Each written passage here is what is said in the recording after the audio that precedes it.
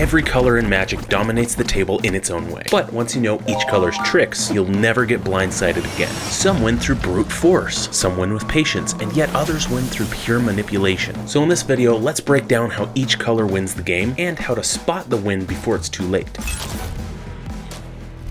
White is the color that levels the playing field. It opts to eliminate obstacles first and foremost, all while building an army of smaller creatures. It uses heavy board control, equality, and taxes to do so. Destroying or exiling mainly creatures, artifacts, and enchantments, white keeps the other colors at bay. It equalizes the board through balance type effects. If I have 5 lands, now you can only have 5 lands. If I cast only 1 spell per turn, you can only cast 1 spell per turn. And don't even think about casting spells on my turn, that's not fair. White primarily seeks to tax others for playing too many cards, casting multiple copies of something, or even just burdening the group with taxable effects to reap its own reward. White is by far the biggest catch-up color in Commander specifically, usually requiring others to have more lands, card draw, or creatures to accomplish certain goals. But don't think that holds white back though. This by no means makes it weak. It's the color with the most destruction that's heavily relied upon in any given game. It might have to catch up sometimes, but once it's ahead, it's very hard to stop. White has the most amount of little creatures next to green and red, but white utilizes the creatures in an entirely different way. The goal is to maintain order for the whole rather than any individual. So while green keeps creatures around for effects and red sacrifices creatures in cannon form, white fights to maintain its numbers through anthem effects, +1/+1 counters, and indestructibility. It's by far the best color at doing this, almost always benefiting its entire army at all times. Now the last couple of tricks up white's sleeves are life gain and can't lose effects. Having an insane amount of life is a major advantage in any game. This will almost certainly keep white players in the game the longest. Pair that with can't lose effects and they're nigh unstoppable. Combos will consist of gaining infinite life, preventing themselves from losing the game, or creating infinite small creatures. So if you're having a hard time against the white deck, try and find spells that protect your creatures or find ways to utilize them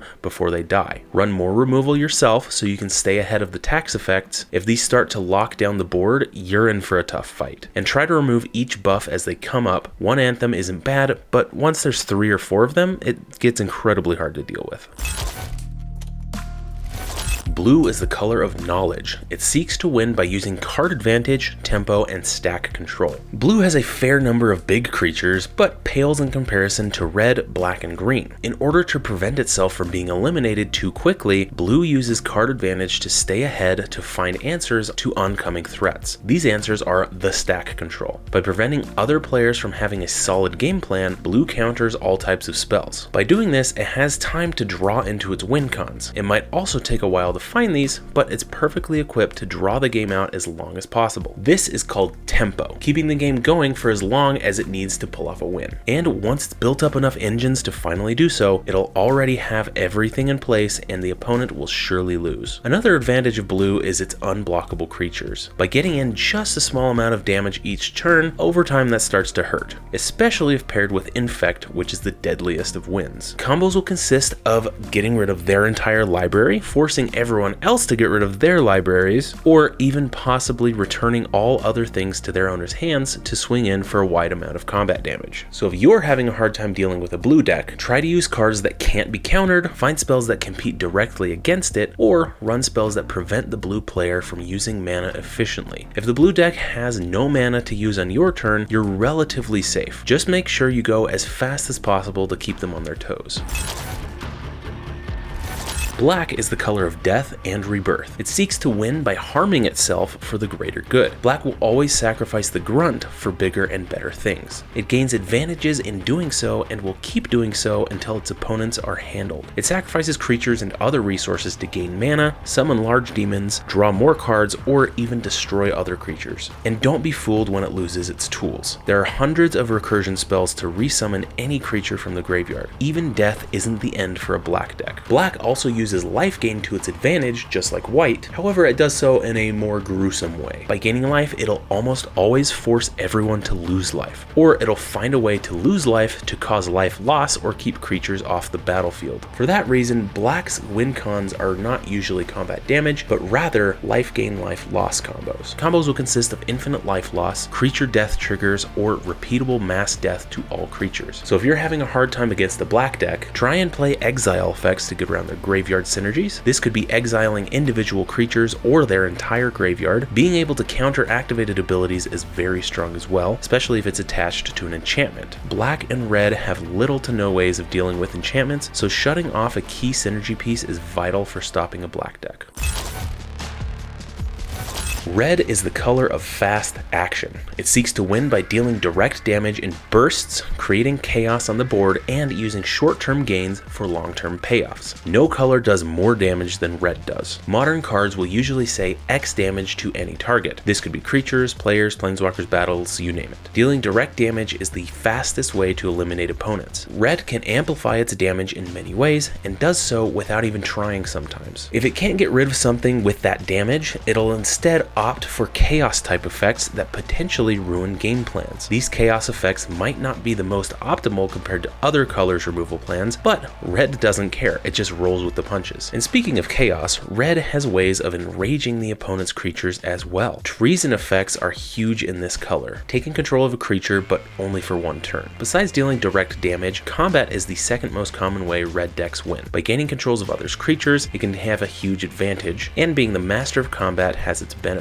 Being able to attack multiple times in one turn is almost exclusively a red effect. Once it starts, it's difficult to stop. And red can go wide, it can go tall, it can go however you want. Red has many ritual effects that let it gain mana for just that turn. It also has a lot of impulse draw effects that let it use cards in exile, but only for a short amount of time. Combos will consist of mass damage to everyone, stacking combat phases, or doing massive amounts of damage. So if you're having a hard time against the red deck, try and play effects that grant indestructible or hexproof. This is mainly for creatures, but also for you as well. You can also give protection from red in a couple of colors. And if you're worried about those extra combats, you could prevent them from attacking you or keeping creatures out with super high toughness so it's just harder to get through.